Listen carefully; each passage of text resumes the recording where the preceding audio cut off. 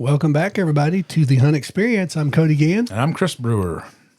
Today's show is brought to you by Camel Family Outdoors, Whitetail Property Management, and of course, the Hunt Experience. All right, guys. So today we wanted to squeeze in another quick show before turkey season gets here, right? Yeah. It's we mentioned we're going to talk turkey this week, but we kind of changed it up midweek, and we're going to do a March Madness. March Madness. Yeah. So we need to get out in the woods, and we want to start with let's go into those places we don't go during hunt season. Yeah. So let's get out there. You know, like we talked about it before. I'm kind of like an 80-20 on my place during hunting season. So 80% of my property I never go on. Yeah. And now's the time to get in there. Yeah, for sure.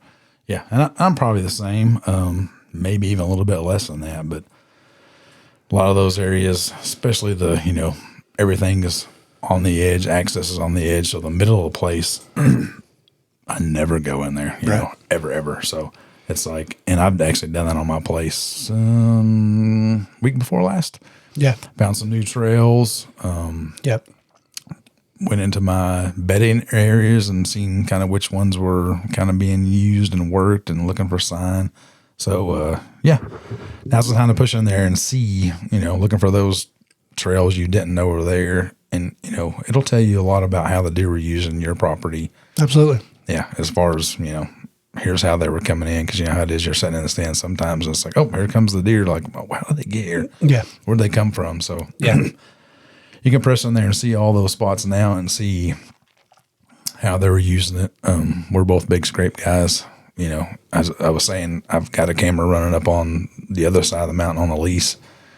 And if a coyote or something crosses it and the camera was hung over a scrape and you can still see the scrape there. It was that heavily used. So right. Your rubs, your scrapes, your trails, bedding areas. And we were talking about the bedding areas right now. It's like, if you got deer bedding, bucks especially in an area right now on,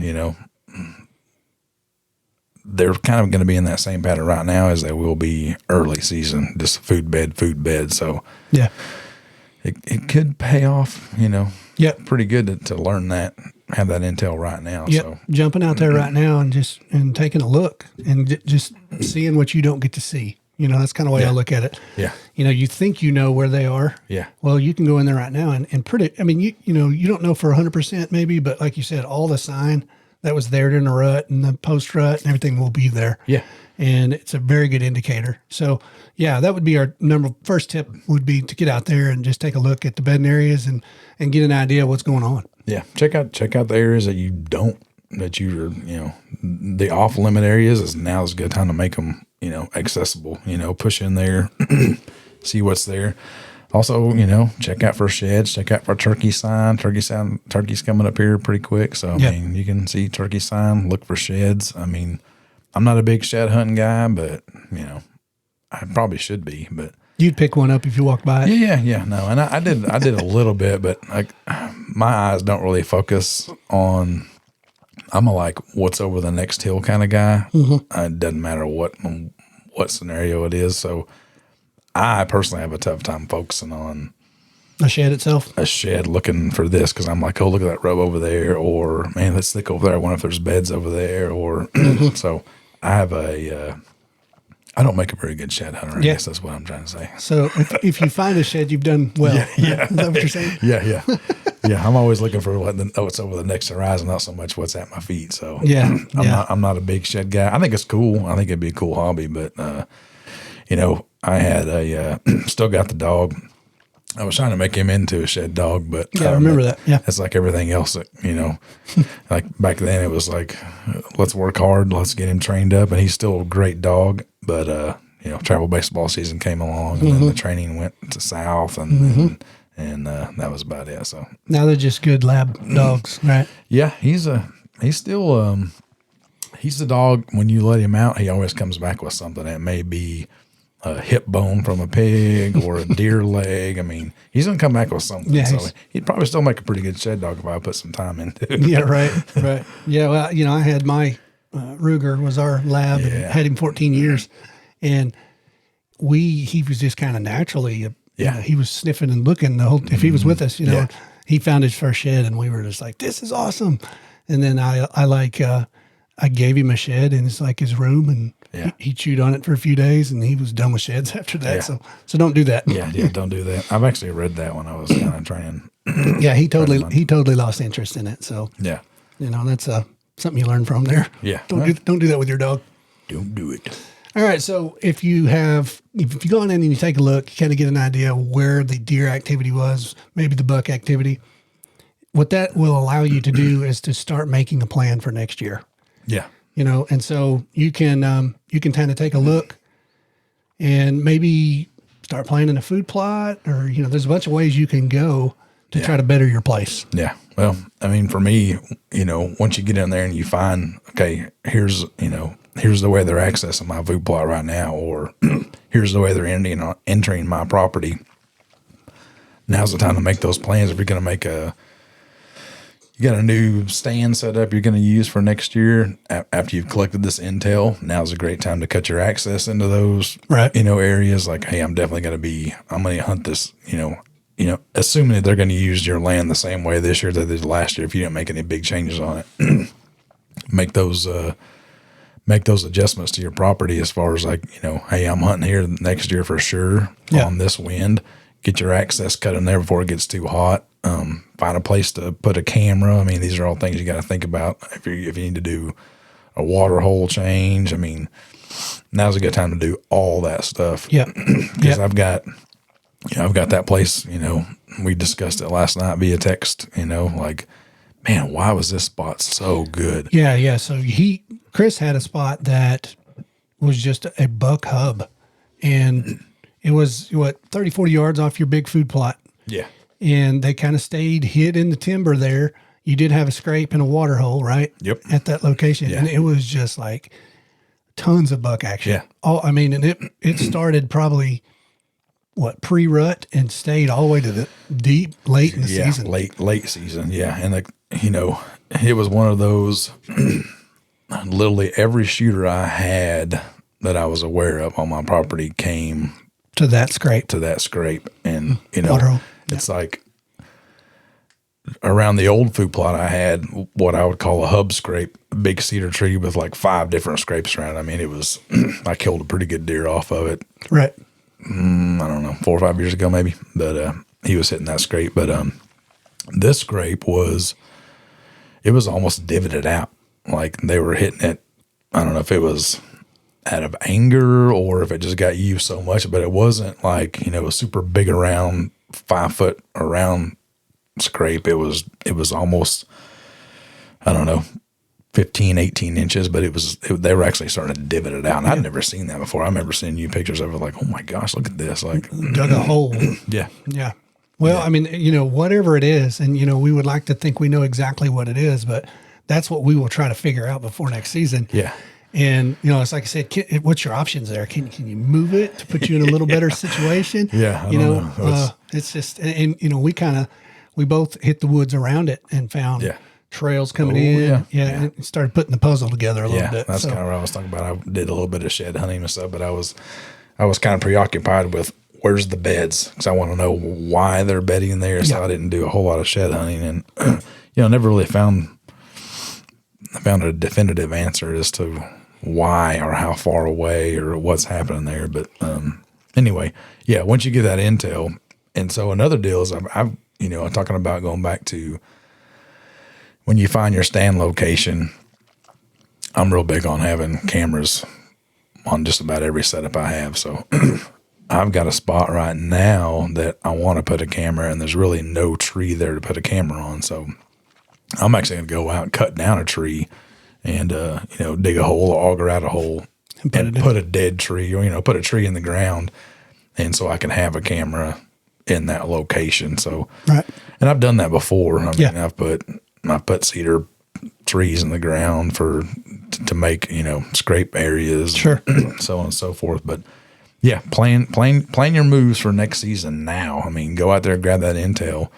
Yeah. And, for me, like I told you, I found a different trail.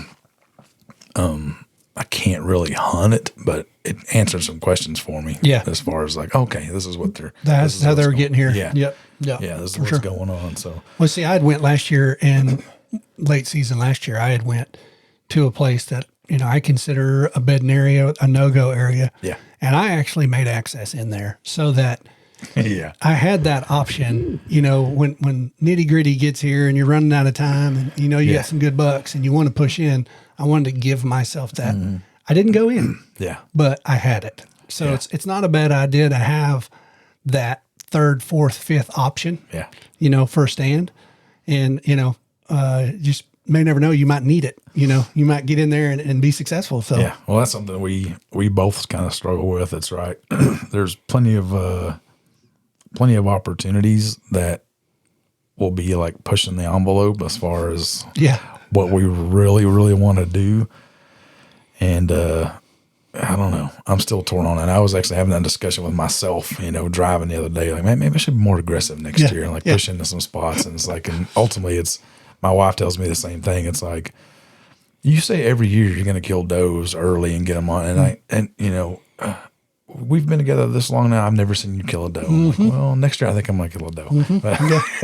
But, and I think I really do need to kill some on my place. We talked about that. You've got a pile for sure. Yeah. With, that's something we discussed last night too, is like, I missed early season last year and I don't normally take them late. I was actually going to take some late this season and, I'm not supposed to take those this year apparently. So. Exactly. Well, you talk about being aggressive and that's, for me, it's like, I probably shade to the non-aggressive side. No, I do too. And it's, there's days where you don't get to hunt because you're not being aggressive, but I feel like you can mess up more definitely being aggressive and not being successful. Yeah. You know what I mean? So it's kind of I don't know. It's up to the person, I guess. Yeah. No. But no, you had said something about that last night about, hey man, I'm thinking about getting aggressive. And I come back with like, I think you don't need to get aggressive. It's like, if we can tune it in. Yeah. No, we're both that way. And it's like, I struggle with it a lot. I'm that way with turkey hunting too. It's like, I'm polar opposite when it comes to turkey hunting. Like, I don't call a whole lot to spook the bird, but like if he's hung up, I'm going to go try to get it. With deer, I'm like, man, if I break a limb going in there and he's bedded here and like he may not come back for 3 weeks, I may never see him again. Well, that 5.5-year-old buck is going to give you one mistake. Yeah, exactly. And that's what I always put in my mind is, the 3 cents animal, if he sniffs anything, he's done. He's gone. And it's like, I don't even want to jeopardize that. You know what I mean? Well, it's like the spot we talked about where all those bucks are. It's like, I've got a sweet setup. It's like, it's a lone wolf that's, nestled into a cedar tree. I got good access to it with the right wind, but the right wind blows to the trails that we saw them all coming in on, which is something I kind of put together in my head pretty early on. So I never set that stand, not once. Right. But, you're sitting there in another stand and it's like, 6 minutes before shooting lights up and your camera goes off, you're like, oh my gosh, if I'd have been sitting there. But had I been sitting there, would he have came? Probably not. That's what you got to wonder. Yeah. I mean, that's the fun part about hunting because it's no guarantee, man. Yeah. And in this game, you get whipped a lot. Oh yeah. You know what I mean? And that's 99% of the time. Exactly. That's what keeps you coming back for me. Yeah. That's the only thing I've ever done in my life where I take a butt whipping regularly. Yeah. Keep coming back. Yeah, exactly. Yeah. and for me, it's like I think about stuff all the time. And like that spot over there's been driving me crazy since, since all the action was on since it. Muzzleloader time and all those bucks hit, it's like, I got to figure this out somehow. And I've come up with some pretty good scenarios, but all of them are a little risque. So we'll see. We'll just see what happens with that. We'll talk about it some more. So right now too, so it's a really good time if you think you want to do a food plot.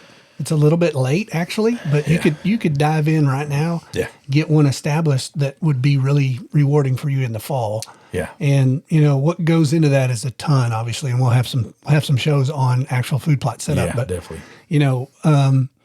We're big on not using the center of the property edges and all that. Like I said, we can get into all that, but and we will. But right now is a great time to establish a food plot. And go in there and get the trees knocked down, get some dozer work done. Right, the big stuff. Yeah, the big stuff. Yeah, if you got the groundwork, I guess. Yeah, I guess that's what you said. If you got a new food plot area, right? Yeah, the big job, the dozer work and all that stuff. Yeah, and you need to kind of get that done now. Yeah, I mean, exactly. Because the other side of that is something I did on my place last year. once we got everything kind of going on there, I wanted to establish those food plots and let the deer know they were there, Yeah. And, summer food's a topic, but for me, it worked in my instance because, these are all, I had 4 brand new food plots on it. So I did a clover chicory mix on all of them.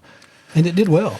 Yeah, it did. It really come in good for first plots. They all come in good. And and I think it changed the season for me because, a lot of the doe family groups that were around the area that may not have been there, they knew where those food plots were in the fall, right? Sure. So even though the clover burned up, during the drought time, they knew there was food in that area. And in my mind, I think it helped to get them established. Yeah, no, I think so for sure. You almost immediately started attracting animals to your property. For sure. As soon as it popped, man, your clover and your big plot did really well. Yeah, it did. A lot of food there. Yeah. And and like you said, y'all would be out walking and riding the side by sides, and there'd be tracks all down your corridors. Oh, yeah. So they were already using it, Yeah. Yeah, it's pretty cool to see once we got done with that thing, how they were actually just like making circles around the place. Like it was really cool. Yeah, checking out all the new improvements, man. Yeah. They live there anyway, and it's like, hey, it's a condo in there. Let's go check it out. Yeah. and if you already have a food plot, for me, it's like, we're already kind of talking about, what worked well last year, cereal grains, peas, I would go ahead and start making that plan. Like, go back and think of what worked, what you think didn't work, what you could do better, and kind of make that plan as far as what do I want to plant next year. Because if you had a lot of seat time, you can kind of tell what the does and then the young bucks and what they were more attracted to. For me, it was like the first year I did peas. I planted them. And it's like, man, they're already coming up. It's really, really cool. Well, how we hunt, it's like, I'm not going in there unless it's this type of wind. Well, by the time I actually hunted that stand, they were gone. They wiped them out. They were already gone. Yeah. So, okay. So this year I like quadrupled the amount of peas I put in that spot. So, and they were still gone. Yeah. Still gone. They hammered them peas, man. Yeah. Yeah. That's, man, if you want to hunt over a pea patch, you better do it in quickness. Yeah, they're going to around here. They're going to ascend on it, and it's going to be gone. Yeah, around here they're gone. So, go ahead and make your plan now. So what worked, what kind of didn't work, and we're big on trying new stuff. Sure, so always. We would like to, speaking of trying new stuff, I'm planning on doing a cover crop this year. Yeah, I'm contemplating it pretty big. New food plots. Been doing some reading on some buckwheat. Great weed prevention stuff, the green manure side of it, as far as like soil building, and so I think probably the southern plot and the big plot. I think I'm gonna attempt to do that. Let it get up pretty high, shade out all the weeds, roll it down, and then till into the soil once. So that's probably like a May, somewhere around May. Yeah, that's from what I've been reading. Yeah, and you don't really want to. Unless you want to spray the same time you roll it, you don't want to let it actually get seed heads on it. Otherwise, you'll have like multiple buckwheat crops, even in the fall. So that's kind of something I've been reading up on. So you got to take it down. Kind of got to keep an eye on it, yeah. Or you can roll it and spray it. But it's it's just something I want to give a shot and see if it helps the soil. And weed prevention is pretty huge. Like we both like our food plots that look clean, kind of nice. Yes. Yeah. Manicured. I'm the guy that's weed eating around inside of his tree pens and stuff because I got I want to have the right color mulch in there and stuff like that. So you don't want to offend the deer when they come out. Yeah, I want it to look nice. People roll up like, here's my food plot. Yeah. Well, for me, I for years was a clover guy. Yeah. Imperial whitetail clover. Yeah. Well, that's a year-round crop, and there's a big argument there kind of coming about summertime food, whether you should have it, whether you shouldn't have it. I think in your case, when, setting up new plots for the first time, I think it's good to get them planted. No, that was the whole idea of it. Yeah. Like, well, let's lead them, let them know that we've got, these are and that worked. Spots. Yeah. You definitely had several doe groups move in and stay. Yeah. You pretty much, and then I don't know how many bucks you ended up having a bunch, but I think this year, it may not be as important for you to have summertime food because it's already established. Yeah. You know what I mean? They know where to come to now. Yeah, I think every deer within 3 mile radius probably visited that place at one time or another. Absolutely. And that's the ones I know about. You know what I mean? Yeah. Well, when we found that out too, you were canvassed with cell cameras. Yeah. And you were still not catching. You would go hunt and stand. Yeah. And bucks would come out that would never get in front of a camera. And that was just pretty cool. To think about. Well, like that. Remember that one I sent you, that younger 10-point. Yeah. Yeah. I and he like kind of looks up at the stand and like freaks out and like, man, what was the deal? I mean, I know he didn't see me, and you're like, that deer's probably never been on that property before. Exactly. And he saw the deer blind and spooked at it, and you look at that deer and it's like, man, that's gonna be this year. That's gonna be a good deer. And I passed him, but I never got one picture of him. Yeah. Like I said, my place right now, I've got cell cameras on it to where, if a squirrel steps on the property line, I pretty well know, that he's crossed the boundary. Well, exactly. And the thing, I remember you were hunting last year, and it was like, I've got 8, 10 does out here, and you had 2 bucks come in. Yeah. And they come in from a weird direction. Yeah. And didn't come in front of any camera you had. Yeah. And it's like, golly, dude, how many deer are out here? Yeah, and they hung out there for a long time. I remember. That was during muzzleloader season. Yeah. And at one, I almost shot because he had that real cool, like, knob. He was like an 8-point, like a knob up on his right side G2. And, I never saw that deer again. Yes, that's what I'm saying. Yeah. I mean, how many deer did you actually have? Yeah. You really don't know. But it's what's cool about your big plot stand is that you can observe. Yeah. Which is what we do here. Yeah. Dude, they're coming there eventually. Yeah. Hopefully they get there before dark in the early seasons. Yeah. But you fill up and you can really kind of take a look at what you got. I was telling you about, man, I got like all this deer hair, like all around my foot, my foot plug. I got this white chunks of hair. Like, I don't know what's going on here. And you're like, that's where they're hitting each other in the chest with the paws, and they're like chopping hair off. It was nanny fights. Yeah. I was like, they're violent. Yeah. You get them matriarchal does, man. You get 2 or 3 of them in there together, and they're like ears pinned back. It's fixing to go down. Oh, I've seen it happen so many times this year from my little observation sets. It's like, you almost like, you should probably like video it and play some like, fighting music. Cause, let's get ready to rumble. They're 40 yards apart now, and now they're cutting down 20 and the ears get pinned back. Now, they're freaking getting after it. It's like, Betsy got the first blow in. It's pretty funny to see, but that's funny. All right, so we kind of went on the trail there. Get back on track. So another thing right now that you can do is open the canopy up. Yeah. And what we mean by that is go in there and cut you some pockets that the sun can get through. And not only do you produce browse doing that, you also give yourself side cover. So I'd actually went into my place and I created 4 or 5 pockets like this where I just opened the canopy up. Yeah. And then I was able to hinge cut a little bit, which we're a little bit late on the hinge cut. Yeah, a little bit. I mean, you can do it late summer, which is, you got to be really wanting to do it in the late summer. I'm more a winter hinge cut guy. But Yeah, usually you want to hinge, in the winter time before there's any kind of foliage. Yeah. We're actually starting to pop here now. Yeah, starting to bud out some stuff. Getting some budding going on. So, but if you can open that canopy up, get some side cover and get some browse, it just helps. If you have a food source like we do, and you can do this around it, you're just making bedding, you're just making browse. It just makes the place better. Yeah. And now's a good time to do it because 1, it ain't super hot outside. Yeah. Number 2, if you let the light in, the sunlight starts hitting that stuff right now when it's fixing to start greening up. It's a perfect time. So all that, all that energy that's been stored in there, it's going to have a lot of blooms. Yep. And, if you're a fireplace wood stove guy and you cut down a big white oak tree and open up the canopy, which, you may or may not want to cut down a big white oak tree, but that fire, the firewood's going to be dried and seasoned and, ready for next season as far as that goes. And I actually took those, when we did it on my place, I took those treetops and like I placed them kind of strategically around my place for access. Yeah. Help you get in and out. Yep. Some of the spots, we talk about, you can kind of, no leaves on the trees. You can kind of look and you can see 80 yards in the, if you can drag those things around and kind of plug some of those holes up.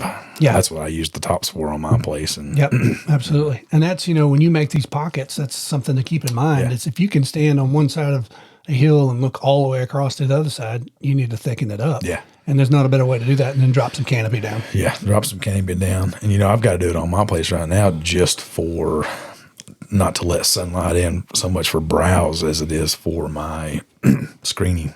Yeah. Access. I learned pretty quick last year that, we went with sorghum as our plot screen. It's got to have sunlight. Yeah. And I had a switchgrass failure out there on that one plot close to the house because not enough sunlight. So I've got to go in there and be able to clear out some of the trees to the south on my place still. Get that sunlight in there. Get sunlight in there so those plots are viable. So yeah, because you had a beautiful plot. It came up great, but there was not much cover around it. Yeah, it was just too open for. Yeah, you had some activity there, but it was mostly at night. Yeah. So that's another aspect of it. Well, it's one of those bulletproof plots. Like if I can get screening on it, it's a no-brainer. I mean, you can't get busted getting in and getting out of it, but it's open. It's real open in there. I got to get some kind of screening in there, and it's like until I sacrifice some more trees, it ain't gonna happen. Yeah, for sure. All right, so now we'll switch gears and we'll talk about mineral sites, Chris. Yeah, this is something I'm going to try on my place this year just because it's just another form of diversity, Yeah, something else to add. Yeah, something else to add to it, make the property better, like we always talk about is what we're trying to do. I've never actually done it on my place, especially not since we've done the 40-acre project. I've messed with it up on the lease that I hunt. Mm-hmm. I've tried some spots there and then kind of put out some stuff and then forgot about it. And then you go back that next fall and you're like, oh my gosh, there's a hole in the ground right Crater. here.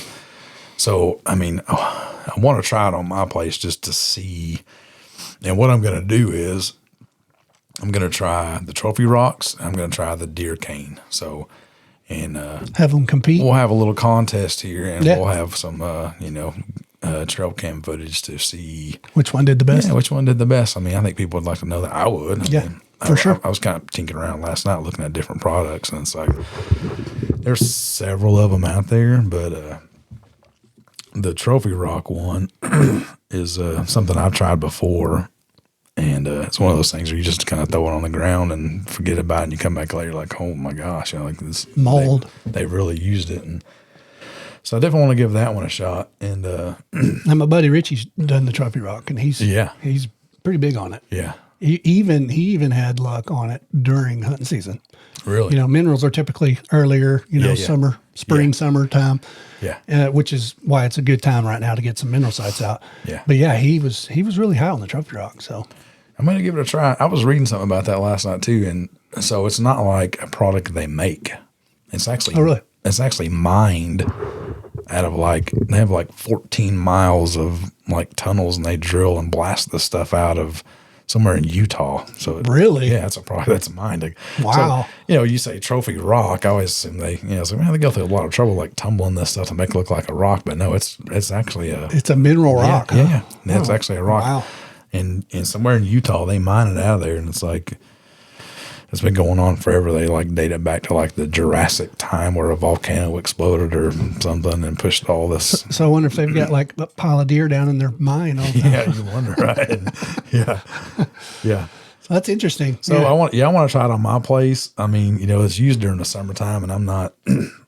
Last year, I had summer food, but I'm not a big advocate of deer on my place during the summertime because we ride side by sides. We go for walks. And I got kind of a little trail system. We walk, riding bikes. We're shooting skeet. I mean, something's going on always. Yeah. Yeah. We're usually doing something on it constantly. If I'm not working on it, we're using it for some kind of entertainment, but, I think it'd be worth a try because it's another form of diversity. I just want to give it a shot and see, how it works out. So, well, see, and the problem here, you're making yourself a problem because here's what's going to happen. Yeah. About 2 months in, you're going to have those cameras going off over these mineral sites and these Coke can sized buds are going to be on these bucks. And you'll be going, which buck is that? Yeah. That's what I was kind of hoping for. It's I'm hoping for some really cool velvet pictures too over these things. Yeah. So I'm probably just going to let my cameras roll. Yeah. I figured. Yeah.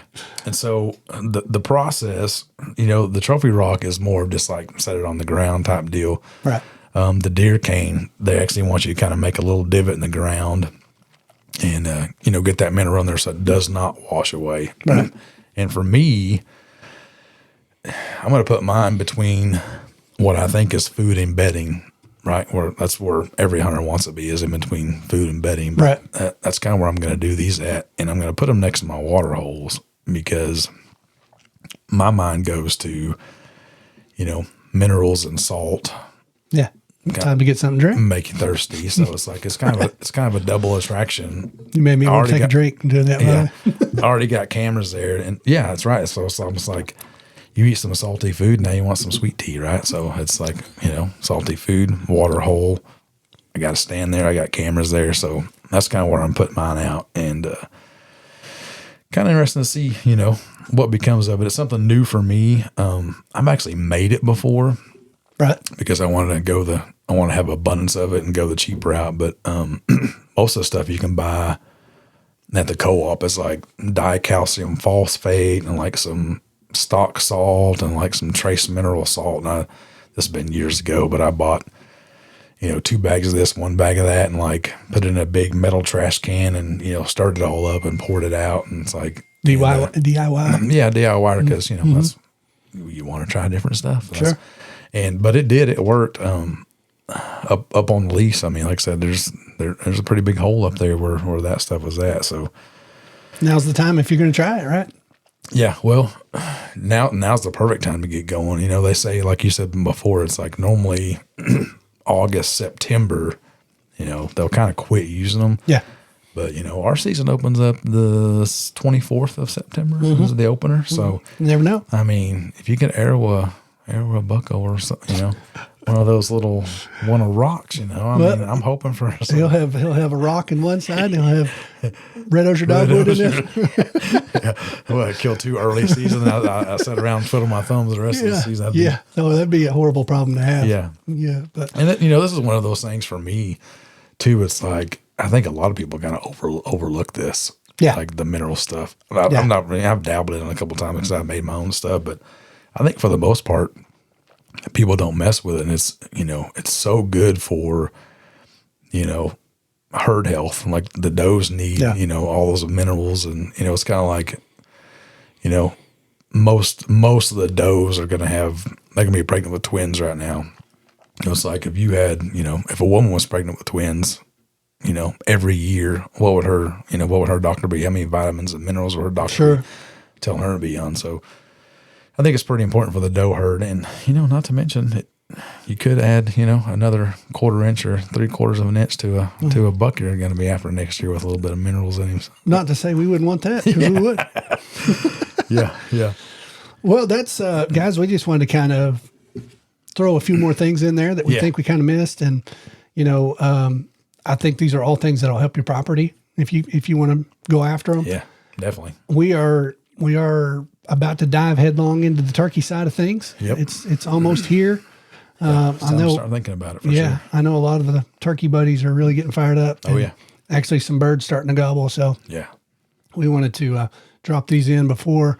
Hopefully next week we'll have some turkey info on here, and we'll kind of go from there. Yeah, we got some. I think those will be some really fun shows. I love to turkey hunt, but there's some guys that are way more knowledgeable about me, and the guys we got picked out to come on the show, I think they're gonna add a lot of flair to it. Yeah, have some spice. Yeah, a little bit of spice. I think those will be super fun shows. So for sure, I'm looking forward to those for sure. For sure. Well, guys, we want to thank y'all for listening today, and as always, we appreciate it. Thank you.